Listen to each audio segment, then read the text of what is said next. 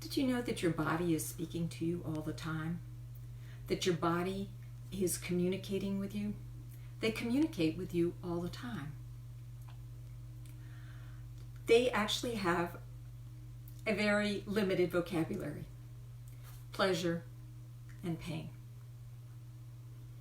Pleasure is when you feel good, have a lot of energy, excited, happy, joyous, have a lot of vibrancy. That's pleasure. Pain, you feel terrible, you hurt, it could be sharp and intense, it could be dull and aching. Your body is telling you whether things are okay or not okay. Although there are only two words in its vocabulary, pleasure and pain, there are nuances to the way in which your body speaks. It can speak through intensity. The more intense, the more you take notice, or should take notice. And that goes both for the positive and the negative. Intense pleasure will really wake you up. It will really get your attention, won't it? But intense pain, it'll send you to the doctors quicker than the blink of an eye. In addition, the context of the physical sensation, that is what's happening to you right now, will add meaning to what your body is trying to communicate. Your body is communicating to you more than just simply good or bad. There's many, many nuances to it. And finally, the location of this sensation also has a huge impact. Hi, thanks for joining. Has a huge impact on what the meaning of the communication is from your body. Where is it located in your body? So we're going to talk a little bit more about that, but first I want to talk about why it is that we ignore our bodies, that we have a habit of not paying attention to them. Well, think about it.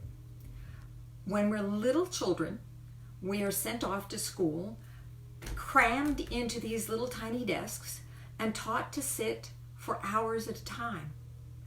Maybe there's a little exercise in between, but basically by the time we're 10, we have really gotten it down. We're taught not to wiggle, not to squirm, not to get up out of our seats unless we're, hi, thank you for joining, not unless we are told that it's okay. We're taught to raise our hands so that we can do anything. And so we learn that self-control very early on. In fact, one of the first things that we learn is toilet training, right? We learn not to immediately release anything that we want. We learn to control our bodies. Now, not all of this control is bad, but there are ways in which it can get out of hand.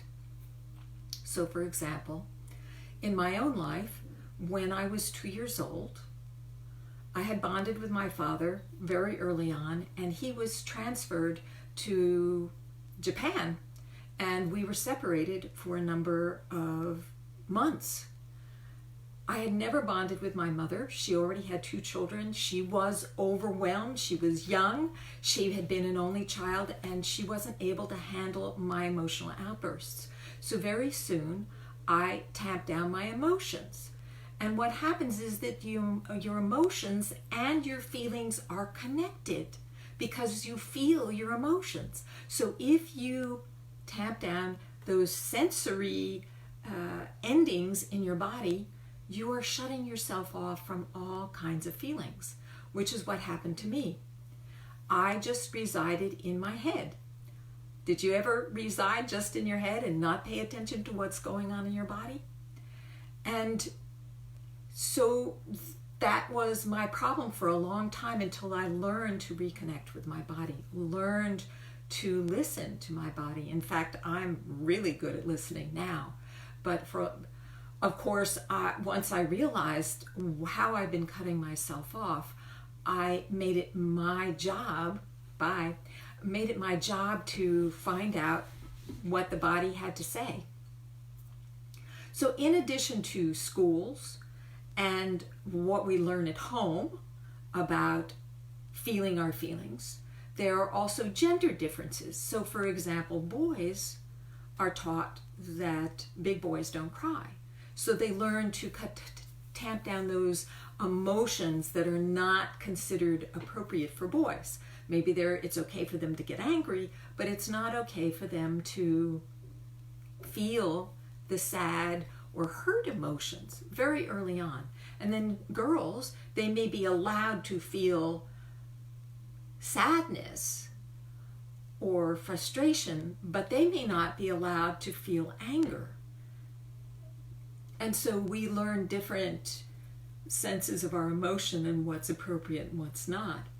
And then if women try to make it in the business world, in a man's world, they also learn how to tamp down their feelings and to become men in female bodies. Why is this?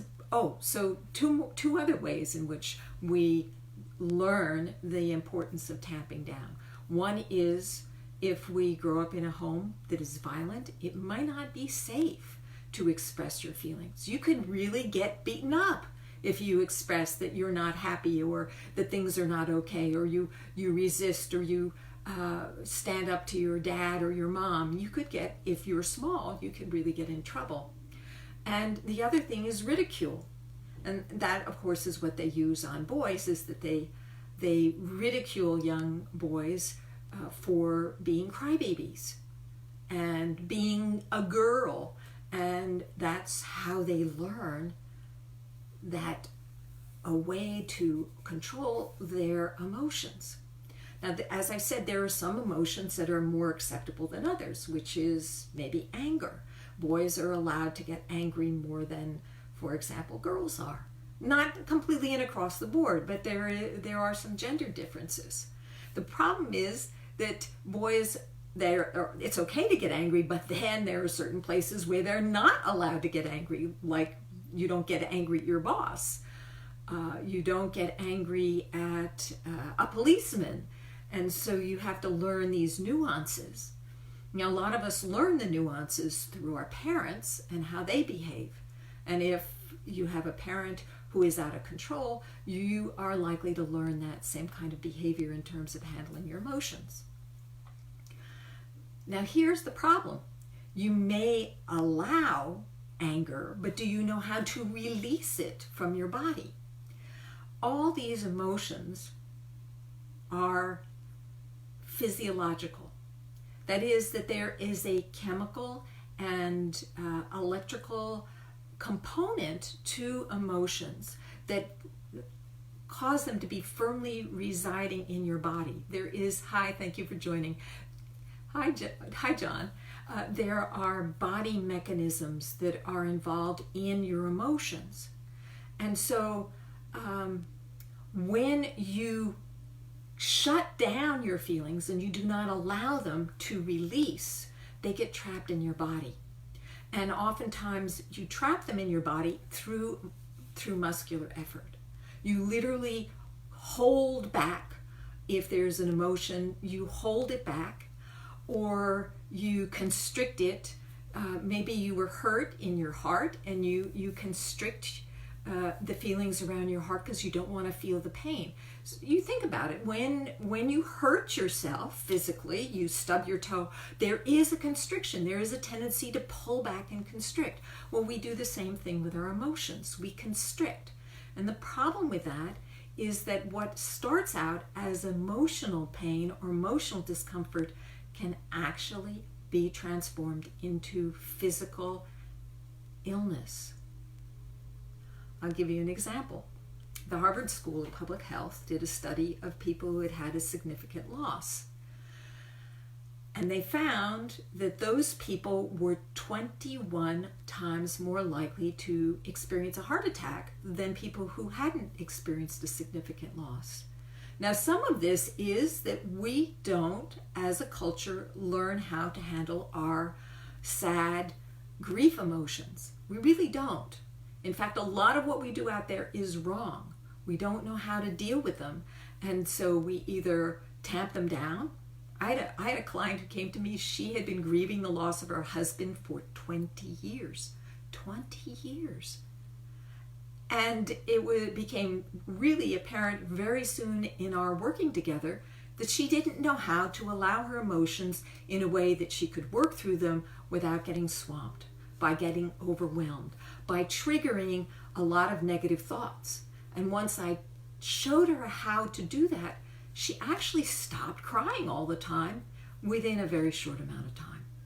I taught her what I call emotional hygiene, that there are ways that we can address our emotions and release our emotions without them getting stuck in our body. So that's one of the things that I work with people to learn how to do that. Now, the cost of ignoring your emotions, in addition to health, right? So my own experience. So for a long time, I learned to ignore my feelings. I did not want to feel the hurt feelings that I had as a child when my father was transferred, and when I saw him and he came back, the relationship was never the same. The bonding never really got reestablished. And so I just made up in my mind that I was not good enough, that I wasn't lovable, that I really had to prove my worth. And I shut down my feelings. I was so shut down by about my feelings, that if somebody hurt my feelings, I wouldn't even know for like a day or two. I wouldn't even know that I was upset because I didn't have that awareness. I was just operating from the neck up, thinking. And that was the way in which I dealt with my emotions, is I would just think it through, or I would ignore it, like so many people out there. And so one time, as I said, the emotional energy is also very similar to the physical, and that sometimes emotional energy that's not released becomes physical problems, a physical issue. But when we have a habit of ignoring our feelings, whether it's emotional feelings or physical feelings, we can get in trouble. So when I was in my 50s, before I had really stepped into learning to experience my body sensations, I had a bike accident, and I dislocated my shoulder and had an avulsion fracture. And it took me like 3 or 4 days before I went to see a surgeon, because I just thought it would go away.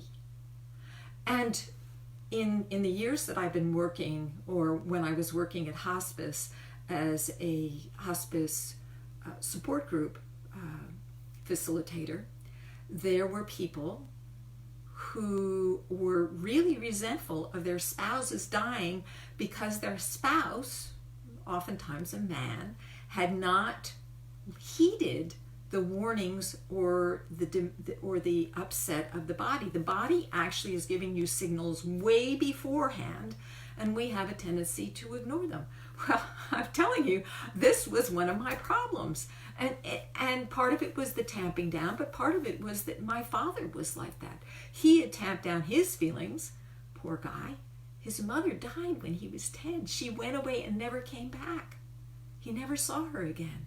So he learned to shut down his emotions. I remember he used to sit in the, he's passed away now, but he used to sit in the living room in one of these easy chairs, and he would be as stiff as a stick. And my mother would come in and she'd say, "Are you comfortable?" He'd say, "Oh yes, I'm fine." He had no awareness. One time he cut the tip off of his thumb, and he was like totally dissociated from that sensation. Well, you can die if you don't pay attention to the signals, to the talk that your body is giving you, if you learn to tamp that down. That's why you want to get them back online again. You want to, and yes, that does mean that you're also going to experience emotions, because the two are interconnected. Both of them are physiological. A medical doctor, Dr. Don Colbert, wrote a book called Deadly Emotions. So sometimes when we allow our emotions, like anger, or we get caught up in depression, we can also affect our body, because when you stay in those emotions, they trigger chemical reactions in your body. And when those chemicals get stuck in your body, they can make you sick. And so he did a review of the literature of all the different health conditions that are associated with anger and depression and unreleased grief and despair. And it's stunning. It can affect your heart, which I already pointed out to you, the people who were not able to release their grief. And anger, it can show up as inability to breathe, emphysema. It can show up as heart issues. It can show up as cancer. It can show up as sensory nervous system ailments or immune deficiency diseases, because it's all connected. And emotions, they're not optional. They're really part of your body's survival mechanism. They're part of your body's way of ensuring that you stay alive. And when you shut that information down, you do so at your peril. Let me say a little more about that. The body basically has two mechanisms for survival. The internal mechanism of the immune system and the white cells and the T cells that all go after pathogens and bacteria and viruses and fight them off. And then we have an external system. It's very old. It goes back to very early, a long time ago ancestors, the lizards. And that's fight, flee, and freeze. Fight if you can't get away. Even though your adversary is bigger than you, you fight like all you can until you can't fight. Or flee, the best response when your adversary is bigger than you. Or freeze. And you see this in some animals. They will literally freeze because they have a protective coloring that when they freeze, they're hard to see. My husband actually developed the capacity to not freeze, but hide very, very early in his childhood, because there was a lot of violence and there was a lot of tension and unsafety in his family. And so he would disappear. Hi, thanks for joining. So being able to freeze and disappear is a good skill to develop, unless it's just an avoidance. It's a way of avoiding dealing with things. And with a human being, there are many, many more threats than simply the threat of an adversary, than simply the threat of a predator. In fact, we've gotten rid of most of our predators. Our issues, the human issue, is much more social issues. And here's the really important thing. As human beings, we depend on other human beings to survive. We are herd animals. We need others. You think about it, a human baby cannot survive for even a day without having somebody taking care of them. And so the bonding mechanism that Mother Nature put in to make sure that the mother and father stayed around is really powerful. And this bonding mechanism lasts a lifetime. Children never cease to be the children of their parents. And parents never cease to feel responsible and caring for their children unless there's a real dissociation, which sometimes happens. It's not always across the board. Therefore, it's really important to learn how to listen to your body so that you don't get sick, so that you have good health. I was trained in psychosomatics, and your posture is actually impacted by early childhood and even later childhood emotional trauma. It actually affects your posture. So as a PhD psychosocial analyst and as a psychosomatic coach, I have found that it's really important to learn how to listen to your body. And to, in particular, to find, if you listen to your body, it's going to tell you what's wrong. But you have to learn the language of the body. You have to learn how to interpret the location, the context, to understand the meaning. After I had been tapping my feelings down for a long time, and the reason why I think I did that was because I was already super sensitive. There are some people who are more sensitive than others, and I was hypersensitive, and that's why I shut them down. But now that my feelings, my sensations are online, not only can I feel my own emotions, I can actually feel the emotions of other people and identify where they are not comfortable, where they're experiencing pain or discomfort.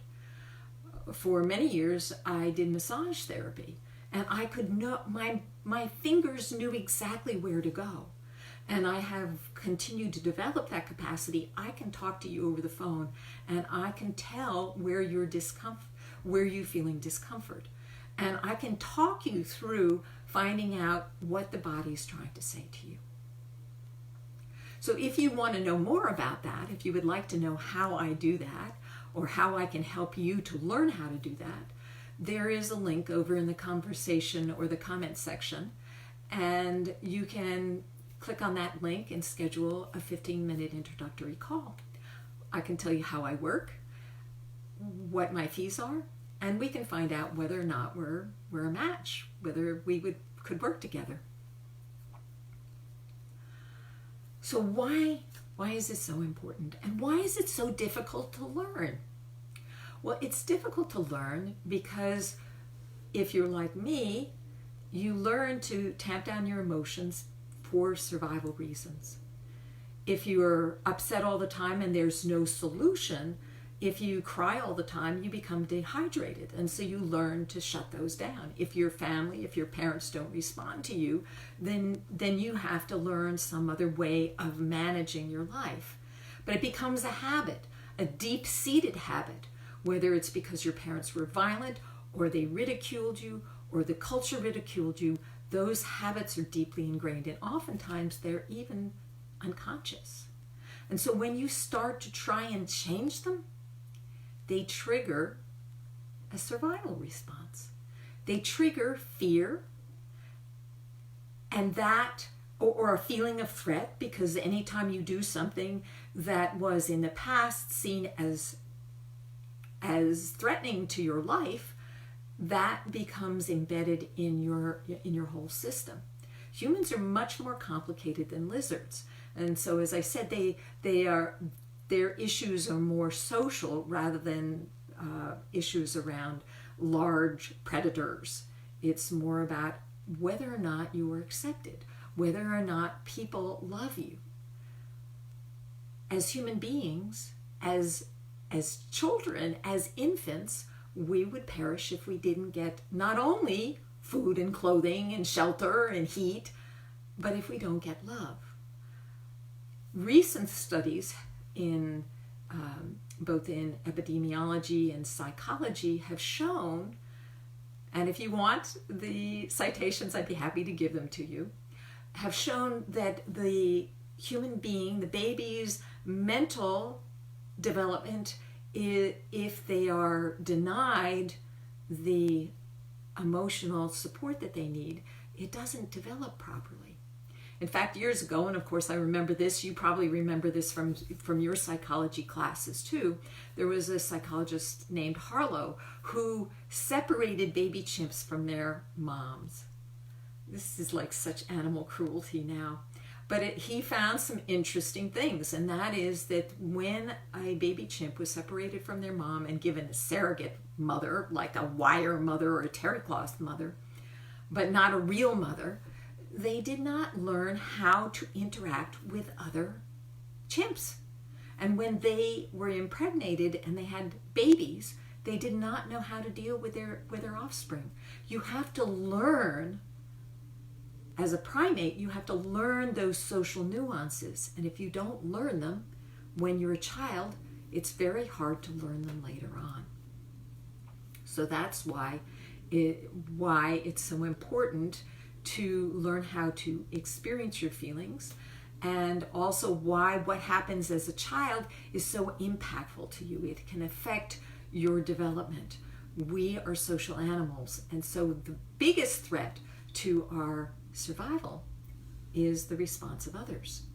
I personally hated being rejected, and it has taken a lot of personal growth to separate somebody else's issues from my own, so that I don't get triggered when somebody rejects me, that it's their issue, not mine. I don't need to be affected.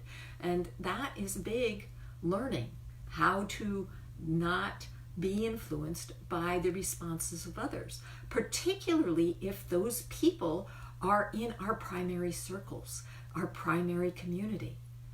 That's why parents, or even the memory of parents, have such a significant effect on how we deal with our emotions and how we deal with the world.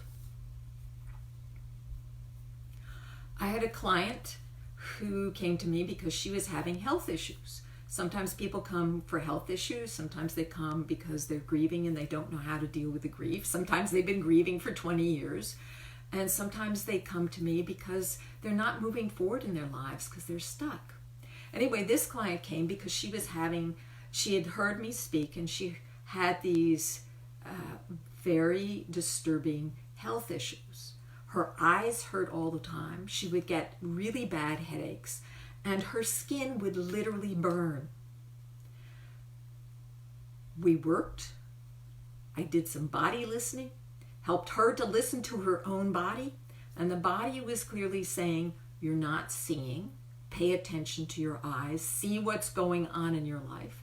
And the sensation, the skin sensation, skin is about, hi, thank you for joining. So the sensations of the skin are all about how we interact with our environment. And if something is irritating us, then the skin is going to react. That's, why we get hives or we get eruptions on our skin, is that something is irritating us. And that was indeed the case. And when she actually talked to her body, her inner self, the body said, "You need to change things." I didn't tell her that. Her own body told her that. Although I have to concur.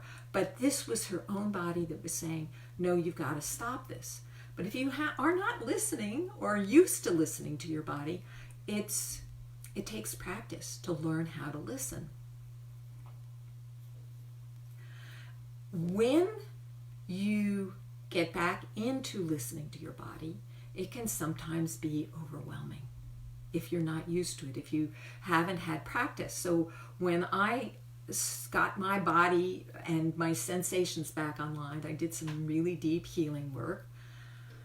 Shortly after that, my parents began to die. My father first from Alzheimer's, and then my mother from breast cancer.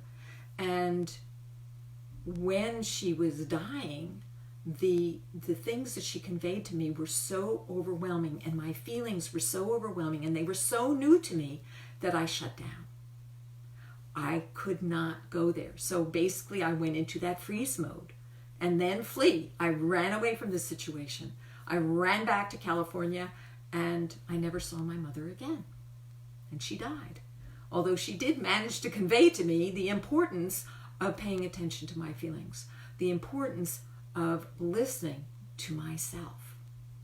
And from there on, I began to really work towards that. So if you're feeling overwhelmed by feelings, and here's the other thing, we not only are influenced directly by the people around us and what they say and how they behave towards us, but we're also being influenced by all the people that are surrounding us, literally in our social community. We can feel them vibrationally. And when there's a lot of tension, or there's a lot of excitement, or there's a lot of frenzy, we get impacted by that. I know that sounds a little woo-woo, but it's true. Think about it. Have you ever gone to a store where there's nobody else in the store, and within 3 to 5 minutes of you being in that store, other people come into that store? Yeah, right? That's happened. That's because they are feeling your energy. And since you're there, now they may see it and say, oh, that looks interesting. They catch your eye. But physically, energetically, they're actually being drawn into the store by your energy. When 9/11 happened many years ago, it got registered on certain sensory devices that were spread all over the globe, that there was a spike in a certain energy level because it was like this mass grief. And in fact, the grief in this country was so huge that the president had to get on line, had to make messages out to tell everybody to stop grieving, which personally I don't think was the best the best response to a mass death like that influenced all of us. But he was concerned about the economy, and literally people stopped buying, people stopped going out to eat, people stopped going to museums. And this could have a huge impact on the economy. Frankly, I think it might have boosted some other economies, but there we have it. So I just have to check my notes. There's a few more things I wanted to talk to.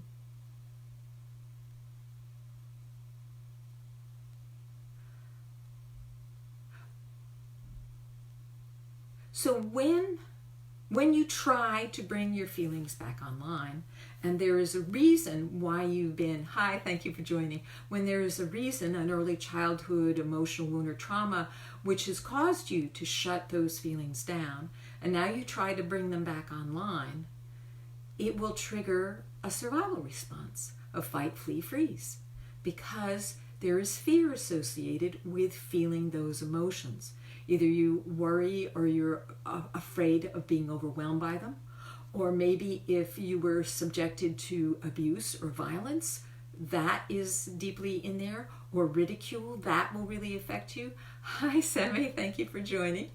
I'm talking about feelings and the sensations in our body and how important it is for us to allow them, to learn to listen to our bodies, to learn to hear what our bodies are saying, both in terms of what they tell you about your emotions, but also about your health. And when we learn to tamp down our emotions, we also tamp down our sensory information in our body. And sometimes we can totally ignore the signals our body is telling us until it's really screaming at us. And by that time, whatever emotional challenge you've had has probably turned into a physical ailment. And then you need to both deal with the emotional stuff and the physiological stuff. Now, if you can catch it early enough, sometimes you can reverse the problems. So, for example, I'm working with a client right now, and she has a lot of physical ailments. But as she has been working with me and stepping into her full power, recognizing her authentic self and stepping into her value and her meaning, her ailments are really dropping away. It's kind of amazing. And of course, she still needs to take care of her hypertension, and she needs to take care of other things, but definitely her health is improving, because a lot of our health issues are emotionally based. The emotions, they're not arbitrary, and they're not optional. We need to deal with our emotions. So when these emotions come up, or when you try to bring your feelings back online, it can trigger that fight, flee, freeze. And your mind, which I haven't even talked about, your mind is there telling you all the reasons why you don't need to do that, or why you shouldn't do that, or why it's dangerous to do that, and sabotaging your efforts to bring it online, or to encourage you to run away, or to self-medicate. to tamp down your feelings. A lot of us, there are a lot of people in this culture that are medicating, not self-medicating. Actually, there was a study done by a medical panel in the United States that found that 1 out of 6 adult Americans is on some kind of psychiatric drug, primarily tranquilizers and antidepressants. That's a lot of tamping down of feelings. Now, I understand that when you get depressed, it does cause chemistry in your body that is undeniable, and you can get trapped in that, and it's hard to pull yourself out of that pit. I know, I was there one time. I got depressed only once, because I tend to be a cup half full kind of person, but I did get depressed, and it was like an illness. And I had to take it step by step to bring myself back out of that pit. And I have lots of strategies for that, which I'm happy to share with you if you want to have a conversation. So I'll ask you now to take a moment and check in with yourself and notice what you're feeling right now. What are you feeling right now?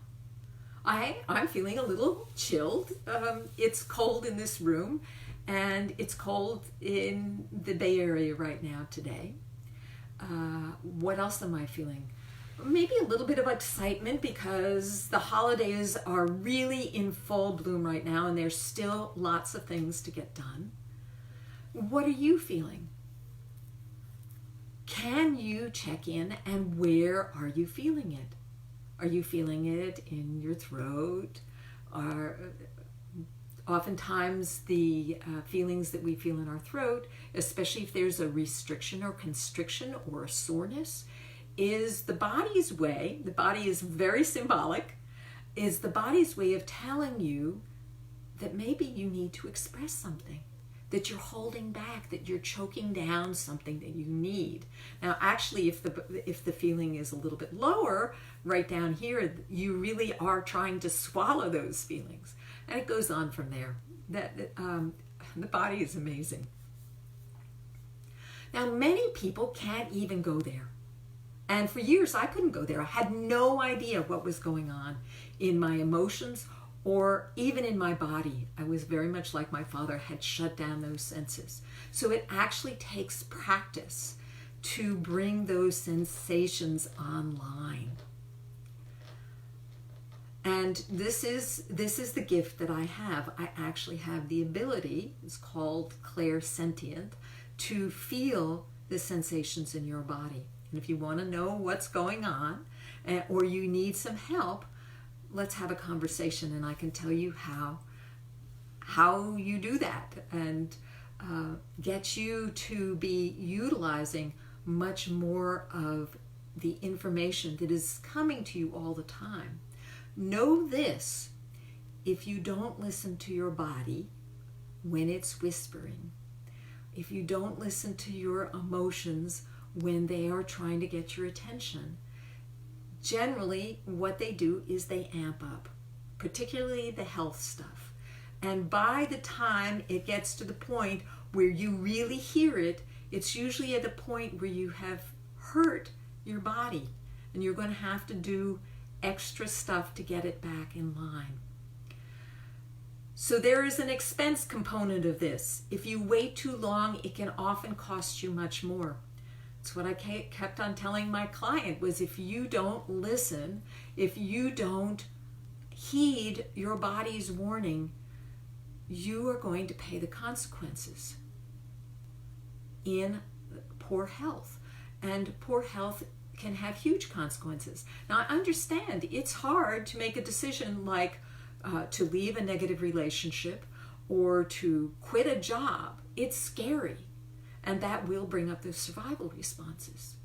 But if your body is telling you that you need to do something, believe me, the consequences of not listening to your body can far surpass anything, any temporary inconvenience in terms of income or relationship. So that's my sharing for today. Listen to your body. And if you're having trouble listening to your body, reach out to me. in the meantime, have an awesome holiday, and pay attention, and bye for now.